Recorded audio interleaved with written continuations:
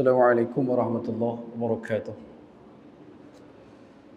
Alhamdulillahi rabbil alamin. Wassalatu wassalamu ala asyrafil anbiya'i wal mursalin wa imamal muttaqin wa ala alihi wa ahli baitihi wa sahbihi ajma'in. Ashhadu wa nashhadu an la ilaha illallah wa ashhadu wa nashhadu anna Muhammadan abduhu wa rasuluh. Innal hamdalillah nahmaduhu wa nasta'inuhu wa nastaghfiruh ومن شرور أنفسنا ومن سيئات أعمالنا من يهده الله فلا مضل له ومن يضلله فلا هادي له سبحانك لا علم لنا إلا ما علمتنا إنك أنت العليم الحكيم وتب علينا يا مولانا إنك أنت التواب الرحيم قال رب اشرح لي صدري ويسر لي أمري واحلل عقدة من لساني يفقهوا قولي رب اجعلني مقيم الصلاة ومن ذريتي ربنا وتقبل دعاء أما بعد. Alhamdulillah, pertama-tama dan selama-lamanya kita rafa'kan syukur kehadrat Allah Subhanahu wa taala dengan faham, sedar dan segar bahawasanya Allah jualah yang menciptakan langit dan bumi serta apa yang ada di antara keduanya dengan kekuasaan mutlak milik Allah dan ketunggalan Allah Subhanahu wa taala. Seterusnya salawat serta salam ke atas junjungan besar baginda Nabi sallallahu alaihi wasallam, manusia menjadi asbab musabab paling utama dan mulia sehingga kita diberikan kebaikan, dihimpunkan dalam ketaatan, diberikan pinjaman Islam dan iman, berada dalam keadaan sekarang kita berada dalam rumah Allah Subhanahu wa taala. Jangan lupa untuk berniat i'tikaf dan kita bermohon kepada Allah Subhanahu wa taala pertemuan kita ini dirahmati dan perpisahan kita nanti juga akan diberkati, dan majlis ilmu yang kita turut hadirkan diri pada malam ini diangkat menjadi di antara taman-taman syurga Allah Subhanahu wa taala insya-Allah. Justru perbanyakkan oleh kita untuk berselawat ke atas baginda Nabi sallallahu alaihi wasallam. Moga-moga dengan memperbanyakkan selawat akan menjadi asbab musabab kita didudukkan bersama dengan baginda Nabi yang mulia di akhirat kelak insya-Allah. Sallallahu ala Muhammad sallallahu alaihi wasallam. Sallallahu ala Muhammad sallallahu alaihi wasallam. Sallallahu ala Muhammad sallallahu alaihi wasallam. Sallallahu ala Muhammad sallallahu alaihi wasallam. Sallallahu wasallam wa barak alaihi. Baik. InsyaAllah tuan-tuan sudah hadirin muslimin mukminin rahimakumullah sekalian, pada malam ini kita akan sambung perkongsian kita daripada kitab kedatangan Imam Al-Mahdi dan juga perang Armageddon. Dalam catat kita yang terakhir pada bulan yang lalu, pada malam ini insya-Allah kita akan masuk di muka surat yang ke-57, iaitu fasal pertama berkenaan dengan Imam Mahdi alaihissalam. Imam Mahdi adalah batas penghubung. Dalam kitab Syekh Amin Jamaluddin menyatakan bahawasanya Imam Mahdi adalah batas penghubung antara tanda kiamat kecil dengan tanda kiamat besar. Dalam timeline perjalanan dunia ini, selepas daripada zaman Nabi sallallahu alaihi wasallam, kita fast forward selepas pada khilafah, kemudian jatuhnya yang terakhir pada 3 bulan 3 1924, Uthmaniyah yang terakhir, kemudian sampailah kepada zaman kita pada hari ini. Akan datang satu zaman yang menjadi orang kata longkang ataupun jurang nak pi kepada dukhan, kemudian barulah Dajjal, iaitulah kemunculan Imam Al-Mahdi. Dan perkara ini sangat jelas dititipkan dalam banyak hadis Nabi sallallahu alaihi wasallam yang insya-Allah kita akan, kalau sempat kita akan sebutkan kepada tuan-tuan, seperti mana yang dititipkan dalam kitab Imam Mahdi dan juga Armageddon ini, yang mana perkara asas ini merupakan penanda aras bagi kita supaya tidak lagi terkeliru ataupun terpedaya dengan mana-mana bahana dakwah salah faham yang dibawa oleh kelompok kufar ataupun orang Islam sendiri yang tidak mempunyai asas ilmu. Bahkan seperti yang kita sebutkan dalam bulan yang lalu, pada 8 Mei 2020 didatangkan lagi mesej berkenaan dengan dukhan yang berlaku pada 15 Ramadan bagi tahun 1441 Hijriah. Dan yang lawaknya, saya menggunakan perkataan lawak kerana tidak ada perkataan yang lebih lembut untuk letakkan di situ. Kalau ikut saya suka guna perkataan mangkak, tapi saya guna lawak kat situ sebab ada orang Islam yang tidak memahami proses timeline ni, dia masih lagi kata ini adalah dukhan, sedangkan Al-Mahdi itu belum lagi jelas untuk kita katakan dia sudah muncul.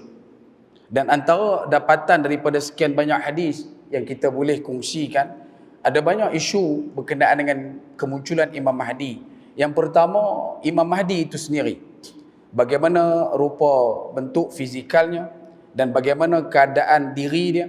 Dan juga dalam masa yang sama, Nabi tinggalkan kepada kita beberapa isyarat yang jelas, iaitu suasana keadaan dunia itu pada waktu kemunculan Imam Al-Mahdi. Antara yang mungkin sedang berlaku adalah, kata Nabi SAW, akan berlaku banyaknya huru-hara di seluruh dunia. Ya, kita akui benda itu sedang berlaku dan masih berlaku, dan perkara itu memang kita maklum. Kemudian yang kedua, kata Nabi SAW, akan berlaku fitnah. Ulama mengatakan fitnah ini adalah al-qital, iaitu pembunuhan yang akan berlaku secara mendadak dan besar-besaran di Syam.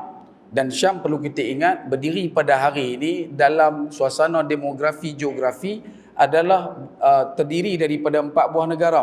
Antaranya adalah Palestin, antaranya adalah Syria, kemudian Jordan, dan baru-baru ini yang mengalami satu letupan besar, iaitu Lebanon.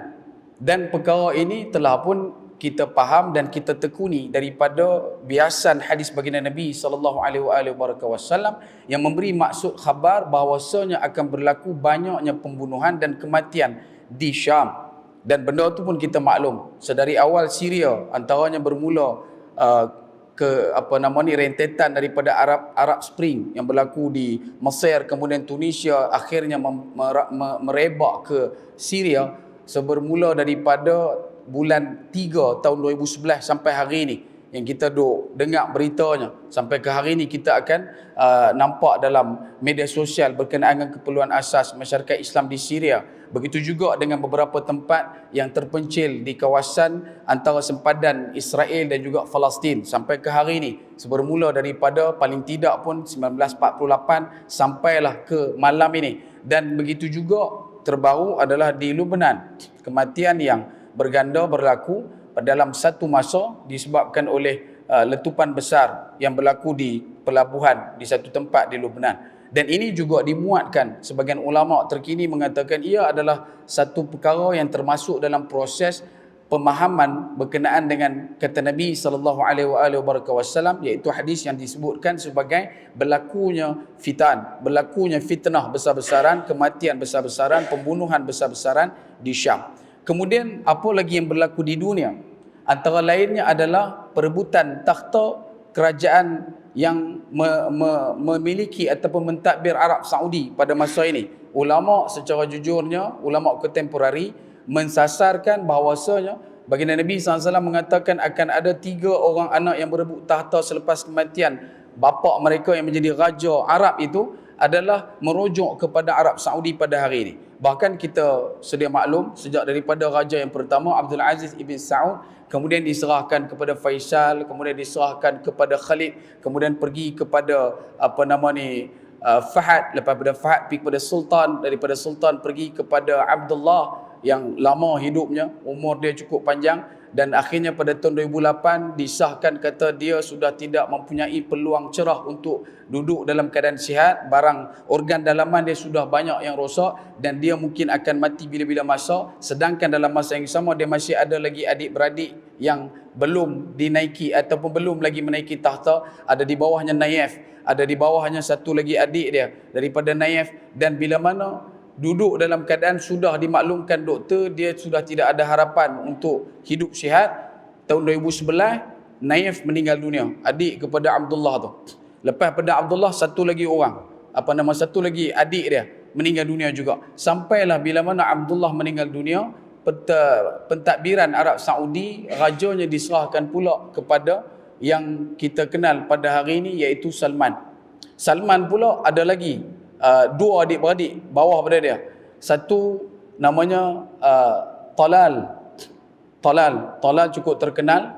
Dia ada anak yang bernama Al-Walid bin Talal, yang antara orang yang terkaya di dunia, 5 dalam tahun 2015 dinobatkan sebagai orang kelima terkaya di dunia. Dia yang buat bangunan tertinggi, bahkan dalam projek pembikinan hari ini di Saudi, satu bangunan yang sedang dibentuk dan dibina nak mencecah 1.4 km tinggi dia, 1400, melangkaui dan melebihi daripada ketinggian bangunan tertinggi di dunia yang pada hari ini berada di Dubai. Dan lepas pada Talal ada seorang lagi nama dia Muqrin.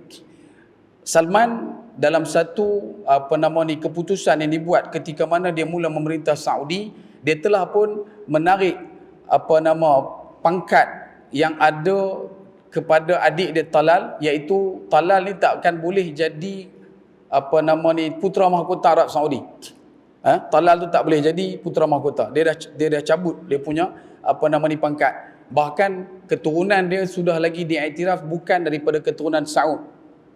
Adik daripada Talal iaitu Muqrin masih lagi diperakui beliau adalah keturunan Saudi, tetapi putera mahkota juga tidak pergi kepada dia.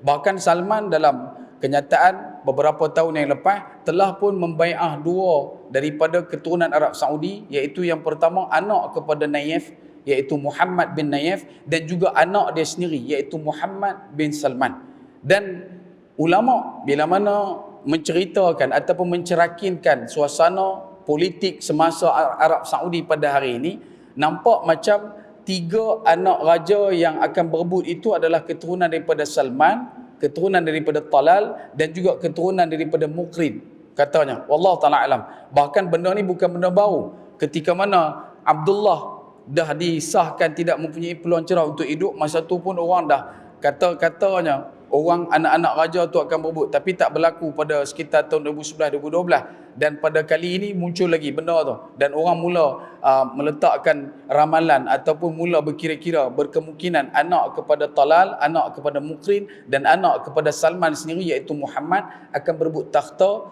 untuk mendapatkan pentadbiran dan hak kuasa urus tadbir takluk jajah Arab Saudi.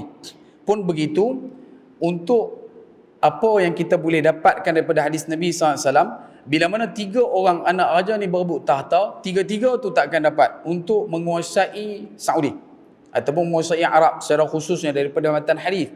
Yang akan menjaga ataupun menjadi pemerintah Saudi ketika itu adalah Al-Mahdi. Cuma yang menjadi satu perkara yang tidak lagi berlaku secara jelas adalah berlakunya salji di Mekah dan Madinah. Bahkan dalam beberapa tahun lepas ada orang beritahu di Tabuk sebagai contoh sudah pun datang adanya salji. Tetapi kalau kita tengok daripada matan hadis Nabi SAW, Nabi SAW menyatakan salji itu adalah berbentuk salji yang tebal. Salji yang tebal. Kerana apa? Dalam maksud hadis Nabi SAW, Nabi menyatakan, pergilah kamu berbai'ah kepada Al-Mahdi di Baitullah, walaupun kamu terpaksa merangkak di dalam salji yang tebal. Ulama sepakat menyatakan dan mengkhususkan salji yang tebal itu adalah salji yang ada di kawasan sekitar Makkah Al-Mukarramah Al-Musyarrafah. Dan ini yang menjadi titik terbesar pada hari ini yang mengekang kita untuk mengatakan belum lagi kemunculan Imam Al-Mahdi itu disirnakan oleh Allah Subhanahu Wa Taala. Bahkan perkara yang lebih besar untuk kita faham dan untuk kita hadam, Imam Al-Mahdi tidaklah mengaku-ngaku dirinya di mana-mana tempat. Kita naik motor pergi Pekan Hari Penaga, tak jumpa orang duk berhimpun berpokok manggih, tanya apa siapa, dia kata Pak Long ni mengaku dia Imam Mahdi. Lagi merepek. Benda tu cuma berlaku di Mekah, di Kaabah, dan dia dipaksa untuk diperakukan sebagai Imam Al-Mahdi. Dia takkan boleh jumpa dekat Kuala Bekah, yang ada cuma di Mekah. Dia takkan boleh jumpa di Padang Serai, dia tak boleh jumpa di Padang Sanai, tak boleh jumpa dekat Kulim, tak boleh jumpa dekat mana-mana. Bahkan yang lebih pelik dan lebih lawak dia adalah ada orang yang boleh pula memperakukan orang-orang tertentu ini adalah Imam Mahdi, itu adalah Imam Mahdi. Sedangkan baginda Nabi SAW menyatakan kaedah pengenalan isyarat kemunculan Imam Mahdi secara telus dan secara teratur untuk kita ambil lihat bahawasanya ia tidak mengaku diri dia sebagai Imam Al-Mahdi. Itu yang pertama. Yang kedua, untuk kita perlu cerakinkan dan kita teliti dengan khusus bagaimana kedudukan fizikal jasad dia Imam Al-Mahdi. Yang pertama, dia adalah keturunan Nabi sallallahu alaihi wasallam, daripada tulang sulbi keturunan baginda Nabi sallallahu alaihi wasallam. Bahkan disebutkan juga namanya syibih, namanya sebiji sama macam nama Nabi sallallahu alaihi wasallam, dan bapa dia juga bernama sama macam bapa Nabi sallallahu alaihi wasallam. Kemudian kata Nabi lagi dalam beberapa dapatan hadis menyebutkan wajah Imam Mahdi, kening dia melengkung seperti bulan sabit. Balik susah duk cukup. Balik dia duk pitri pula, dia kata pi dah memang aku dah. Tak ada. Dia kening dia keturunan Arab nombor satu. Bila mana kita sebut benda ni, yang kita ni duk ada keturunan daripada jenun, jerlun, jeniang, terus ada buat cerdik lebih pula. Dia keturunan daripada Nabi sallallahu alaihi wasallam. Fizikal dia antaranya keningnya berbentuk bulan sabit, kemudian kulit dia coklat kegelap-gelapan sedikit. Yang tu mungkin kita yang duk pi meracun ke apa ke boleh lah, tapi dia keturunan tu kita kena dah clear lah. Kemudian kata Nabi sallallahu alaihi wasallam, gigi Imam Mahdi sama, dan setiap celahan gigi itu boleh dimasukkan seutas benang. Boleh masuk celahan gigi itu satu benang boleh masuk. Kemudian dada Imam Mahdi bidang, dan bahu dia membuka, bahu dia besar, dia buka, dada dia bidang, dan di dada dia ada bulu yang tumbuh. Kemudian tingginya tidaklah terlalu tinggi dan tidaklah terlalu rendah. Ini ikut kaedah pengiraan baginda Nabi SAW pada hadis. Kalau kita nak tengok, macam selalu saya sebut kat tuan-tuan, pedang Nabi SAW berukuran 160 cm lebih. Itu pedang Nabi. Dan Nabi menceritakan kepada sahabat ketinggian ataupun kedudukan fizikal Imam Mahdi itu tidak tinggi dan tidak rendah. That mean di antara keduanya. Dan kita kena faham dia punya jasad, anatomi tubuh badan dia adalah mewakili kebanyakan orang-orang Arab. Orang yang dah biasa pergi Mekah, pergi umrah ataupun biasa pergi keluar negara, dia jumpa orang Arab yang saiz dia memang kapasiti Arab tu tadi, dia punya beragan dia tu, besar agam dia tu adalah ikut saiz Arab. Kemudian kata Nabi SAW lagi, hidung Imam Mahdi tinggi dan tulang dia tu tak ada lekuk, dia straight. Kalau kata hidung sepek, lagi awal lah, balik awal lah kita. Sebab itu bila sebut kata benda ni, dia dah menjadi satu perkara yang memaktubkan kepada kita, tidak ada ruang untuk orang yang boleh mengaku-ngaku dirinya sebagai Imam Mahdi, melainkan dia memenuhi ciri-ciri itu. Kemudian tambahan lagi, dia adalah orang yang fasih bercakap bahasa Arab. Satu ketika dalam program Zakir Naik, ada satu orang daripada India mengaku kata dia adalah Imam Mahdi. Dia cakap India, dia cakap bahasa India. Imam Mahdi cakap bahasa India. Maka Zakir Naik kata Imam Mahdi tak cakap bahasa India, Imam Mahdi cakap bahasa Arab. Apa kawan ni buat? Dia tulis kata apa? Alhamdulillahirabbil alamin arrahmanir rahim maliki yaumiddin. Hak ni kalau jumpa mau bagi 3.5 loh. Ni, hak jenis-jenis lagu ni. Dia buat layak buruk boleh. Sebab itu bila sebut kata Imam Mahdi, dia fasih bercakap bahasa Arab. Cuma dalam satu hadis disebutkan kalimah ra, huruf ra agak sedikit pelat pada sebutan Imam Mahdi. Dia tidak boleh menyebut huruf ra dengan takrir, dengan sebutan yang seperti fasahah, yang fasih. Dia ada pelat sikit dekat ra dia tu. Sebab itu bila sebut berkenaan kondisi jasadi dan juga kondisi kemampuan pertuturan dan juga bahasa Imam Mahdi, kita dah boleh tahu dah bahawasanya ia adalah bukan kena-mengena dengan keliling-keliling kita, tetapi berada pada satu posisi yang mungkin jauh daripada kita. Wallahu ta'ala alam. Itu yang pertama. Yang kedua, yang ketiga, dalam pengenalan untuk malam ini, iaitu di muka surat yang ke-57, perlu untuk kita sedar bahawasanya kemunculan Imam Mahdi itu adalah asas utama sebelum berlakunya dukhan dan juga kemunculan Dajjal. Bahkan tidak ada sangkut paut COVID-19, penyakit yang mewabak di seluruh dunia ini adalah tanda-tanda besar untuk munculnya Dajjal. Bahkan satu kenyataan yang dikeluarkan oleh Institut Kajian Hadis Kolej Universiti Islam Selangor di Selangor telah menyatakan bahawasanya wabak bencana bala daripada konsep penyakit yang merebak di seluruh dunia bukanlah satu daripada syarat utama ataupun syarat-syarat besar akan munculnya Dajjal. Kerana apa? Antara pautannya adalah ini, iaitu kemunculan Imam Al-Mahdi belum lagi sirnakan oleh Allah Subhanahu wa taala. Baik. Dalam kitab disebutkan oleh Syekh Amin Jamaluddin bahawasanya hadis-hadis Nabi Muhammad sallallahu alaihi wasallam yang menerangkan tentang Imam Mahdi adalah sangat banyak sehingga mencapai hadis mutawatir secara maknawi. Hadis mutawatir adalah hadis sahih yang diriwayatkan oleh satu kelompok yang siqah, iaitu orang yang sangat-sangat dipercayai, orang yang sangat-sangat warak, orang yang sangat-sangat berkepribadian yang tinggi. Antara benda yang menyebutkan berkenaan siqah ini juga adalah ketegasan orang-orang yang meriwayatkan hadis itu tidak tercemar dan tidak tercalar oleh perbuatan akhlaknya maupun perbuatan sifat emosinya. Sebab itu ulama-ulama terdahulu, antaranya Imam Syafi'i rahimahullah ta'ala, Muhammad bin Muhammad Al-Idris Al-Syafi'i, bila mana dia nak mendapatkan hadis, dia bukan sekadar pergi bertanya hadis itu, tetapi dia melihat karakter orang yang meriwayat hadis, perawi hadis tu. Bahkan dalam satu kisah disebutkan Imam Syafi'i rahimahullah ta'ala pernah melihat berjalan jauh untuk mendapatkan satu hadis. Masa tu tak ada Google bang, masa tu tak ada internet, masa tu tak ada lagi maktabah. Cuma yang ada, kalau dengar dekat sini ada orang yang meriwayatkan hadis, mereka akan pergi, mereka akan cari orang tu sampai jumpa. Imam Syafi'i rahimahullah ta'ala telah pun mengetahui keberadaan seorang perawi hadis yang memang dia nak jumpa sangat-sangat untuk meriwayatkan hadis berkenaan tentang satu-satu perkara yang Nabi sampaikan. Dan ketika mana dia sampai berjumpa dengan lelaki tersebut, disebutkan dalam kisah itu bahawasanya lelaki tersebut adalah satu orang yang masa tu dia jumpa lelaki tu tengah duk pegang tangan macam ni dan letakkan di depan kuda. Letak depan kuda. Kemudian kuda pun datang main dekat tangan dia, buka tapak tangan tak ada apa. Maksud dia apa? Dia nak perkenal kuda. Ni nak perkenal kuda ni.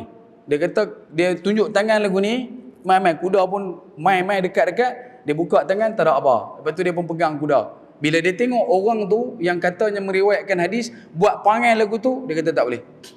Orang macam ni adalah orang yang tidak siqah. Pasal apa? Dengan makhluk pun dia boleh duk buat penayang lagu tu. Sampai tahu tu tuan-tuan. Sebab itu hadis yang diriwayatkan ataupun yang diambil daripada perjalanan Imam Syafi'i dan juga beberapa imam besar, mereka direkodkan sebagai orang yang pandai mencari orang-orang yang siqah. Ini adalah satu benda yang kita nak kena faham dalam konteks memahami hadis-hadis tertentu. Bahkan ada juga orang yang meriwayatkan hadis disebutkan tidak lagi boleh meninggalkan arak. Ada juga riwayat hadis, hafal hadis, tetapi mereka duduk dalam keadaan masih lagi bermaksiat kepada Allah Subhanahu wa taala dan tidak boleh meninggalkan. Orang yang macam ni juga tidak termasuk dalam siqah. Cuma dalam bab hadis berkenaan Imam Mahdi, ada hadis yang sampai ke tahap mutawatir, iaitu diterima oleh sekelompok jemaah yang semuanya adalah orang yang siqah. Kemudian yang mana keadaan tersebut akan menjadi satu kemustahilan orang yang siqah ramai-ramai ni nak bersengkongkol, berkonspirasi, nak abang kata hadis tu adalah hadis yang dibuat-buat. Susah nak tolak. Dan benda ini kena ingat juga, kalau tuan-tuan ada jumpa berkenaan dengan beberapa pendapat daripada Ibnu Khaldun. Ibnu Khaldun ni mengatakan Imam Mahdi itu tidaklah berada dalam kewujudan yang asas. Maksud dia, kewujudan Imam Al-Mahdi itu ditolak oleh Ibnu Khaldun, tetapi ulama-ulama lain terima disebabkan oleh dapatan-dapatan hadis yang ada berkenaan dengan Imam Al-Mahdi.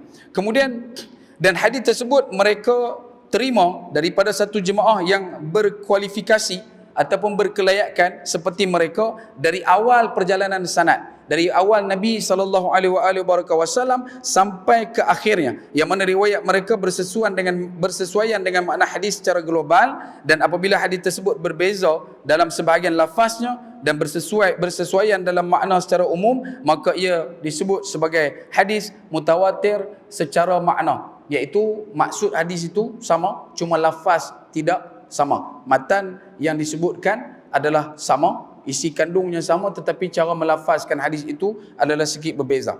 Dan mutawatir maknawi ni, iaitu mutawatir daripada segi makna mutawatir maknawi adalah berkedudukan sebagai ilmu yang qat'i, iaitu ilmu yang yakin dan tidak dapat diragui lagi, maka mengetahuinya adalah wajib bagi jumhur, hampir semua ulama mengamalkannya adalah wajib, dan orang-orang yang mengingkarinya boleh menyebabkan dia jatuh kafir. Wal'iyadzubillah min zalik.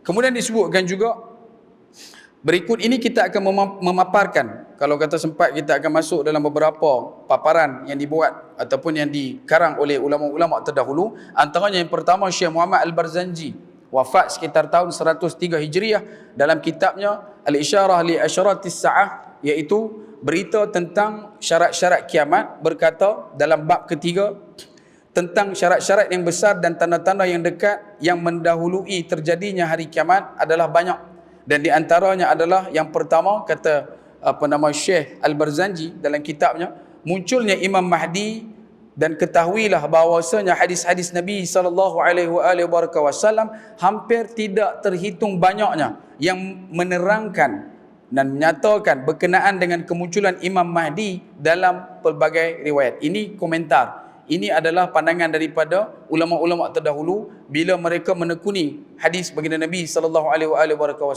terutamanya dalam bab kemunculan Imam Al-Mahdi. Dan kata Imam Al-Barzanji, saya sudah mengetahui bahawasanya hadis-hadis tentang kewujudan Al-Mahdi dan akan keluarnya dia di akhir zaman, dan bahawa beliau berasal daripada keturunan Nabi SAW dari keturunan Fatimah, mencapai tingkatan hadis mutawatir secara makna, maka tidak ada alasan bagi kita untuk mengingkari hadis tersebut. Dan ini ada dimuatkan dalam hadis Nabi SAW yang kita akan kongsikan dalam pertemuan yang insya-Allah pada akan datang. Kemudian berkata pula Syekh Muhammad As-Safaraini, wafat pada tahun 1188 Hijriah, dalam kitabnya Lawami'ul Anwar Al-Bahiyah, berkata Syekh Muhammad As-Safaraini, riwayat-riwayat hadis Nabi SAW tentang munculnya Imam Mahdi adalah banyak, sehingga mencapai hadis mutawatir secara makna. Hal ini tidak asing lagi bagi para ulama hadis, ulama yang mengenal hadis, para muhaddithin, sehingga ia merupakan satu i'tiqad. Dia dah jadi satu keyakinan, tekad dalam diri orang-orang Islam yang memahami konsep dan konteks hadis di kalangan kelompok-kelompok yang mengkaji hadis. Orang yang kaji hadis, mengaji hadis, dan dia jumpa banyak hadis berkenaan dengan Imam Mahdi, dia dah masukkan ia dalam bab iman. Bukan dalam bab benda yang dikatakan sebagai ilmu. Tak. Dia bukan masuk bab ilmu tetapi i'tiqad. Bahkan sebahagian daripada umat Islam kita pada hari ini perlu untuk kita war-warkan, perlu untuk kita ingatkan, mempercayai kewujudan Imam Al-Mahdi mengikut pandangan para ulama yang terdahulu daripada kita, yang lebih alim daripada kita, adalah menyasarkan ia perlu dimasukkan dalam bab i'tiqad, iaitu kepercayaan. Kemudian yang ketiga, Imam Al-Shawkani. Imam Al-Shawkani dalam kitabnya Nailul Autar, wafat pada tahun 1250 Hijriah, dia menyatakan bahawasanya hadis-hadis Nabi SAW tentang Imam Mahdi alaihissalam yang dapat dijadikan sebagai pegangan hadis-hadis sahih, hasan, daif dan munjabir ada dalam 50 buah hadis. Daripada Imam Asy-Syaukani, dia menyatakan ada 50 hadis yang duduk dalam pelbagai peringkat dia punya kedudukan hadis tersebut. Ada hadis sahih, ada hadis hasan, ada hadis daif, ada hadis daripada kelompok hadis munjabir yang menyatakan berkenaan dengan kemunculan Imam Al-Mahdi, dan hadis-hadis tersebut tidak diragukan lagi sebagai hadis-hadis mutawatir yang tidak ada subahat padanya. Ini kata Imam Asy-Syaukani. Kemudian yang keempat, yang terakhir, pandangan yang dikutip oleh Syekh Amin Jamaluddin dalam kitab ini, iaitu Syekh Siddiq Hasan Al-Qanuji, wafat pada tahun 1307 Hijriah, berkata hadis-hadis Nabi SAW yang meriwayatkan tentang Al-Mahdi dengan pelbagai riwayat adalah banyak sekali, sehingga ada di antaranya mencapai hadis tingkat mutawatir. Ini. Dan sebab itu bila ada lagi polemik ataupun isu orang mengatakan ini adalah satu benda yang paradok ataupun benda ni adalah ilusi semata-mata, perlu untuk kita minta supaya orang-orang ataupun kelompok tersebut menekuni semula hadis Nabi SAW. Bahkan sebahagian besar yang mengatakan ketidakwujudan perkara berkaitan dengan Imam Al-Mahdi adalah orang-orang yang tidak memegang pemahaman hadis Nabi sallallahu alaihi wasallam, dan kebanyakan daripada mereka yang kita jumpa dan kita baca mereka punya penerangan adalah daripada kelompok anti hadis, orang yang tidak suka kepada hadis Nabi sallallahu alaihi wasallam dan cuma memegang Al-Quran, dan selalu dia akan keluarkan perkataan-perkataan yang sedikit menggusarkan kita, iaitu benda ni dia akan kata adalah benda rekaan dan sebagainya. Baik, kemudian kata Syekh Amin Jamaluddin, jadi hadis-hadis Nabi SAW yang menerangkan tentang Al-Mahdi merupakan khabar-khabar mutawatir dan telah ijma' para ulama, kecuali sebahagian kecil sahaja seperti Ibnu Khaldun. Dia tulis bubuh kat situ Ibnu Khaldun. Boleh cari dalam kitab Al-Muqaddimah karangan Ibnu Khaldun, dan juga beberapa pendapat besar daripada Ibnu Khaldun berkenaan dengan Imam Al-Mahdi yang menyatakan berkenaan dengan tidak wujudnya Imam Mahdi ini, tentang wajib beriman. Terutamanya dalam bab nak masukkan adakah Imam Mahdi ni kita nak masuk dalam bab iman ataupun sekadar dalam bab ilmu. Ibnu Khaldun dia meletakkan satu kesangsian untuk meletakkan mempercayai Imam Mahdi itu perlu dimasukkan dalam i'tiqad, tetapi dia cuma masuk dalam ilmu, iaitu pengetahuan semata-mata. Dan yakin bahawa Allah Subhanahu wa taala akan mengeluarkan seorang lelaki yang berasal dari umat Nabi sallallahu alaihi wasallam dan dari keluarga baginda yang akan memimpin kaum muslimin dalam menghadapi huru-hara dan peperangan-peperangan terakhir. Itu adalah Imam Al-Mahdi alaihi salam, dan ini yang disebutkan. Sebab itu antara benda lain yang Nabi sebutkan akan matinya satu orang lelaki yang dikenali sebagai nafsun zakiyah, yang kita pernah kongsikan dengan tuan-tuan di surau Pondok Tuan Husin sebelum-sebelum ni, iaitu akan berlakunya kematian satu orang lelaki yang dicintai dan disayangi oleh seluruh penduduk bumi yang beriman. Dan bila mana pembunuhan ini berlaku, barulah datang dekatnya waktu kemunculan Imam Al-Mahdi. Dan hari itu kita abang orang tu tadi ada banyak pandangan, siapakah nafsu zakiyah? Ada yang menyatakan ia adalah Zakir Naik antaranya, ada yang mengatakan dia adalah Erdogan, ada juga dulu mengatakan orang tersebut adalah Yasir Arafat, ada juga mengatakan ia adalah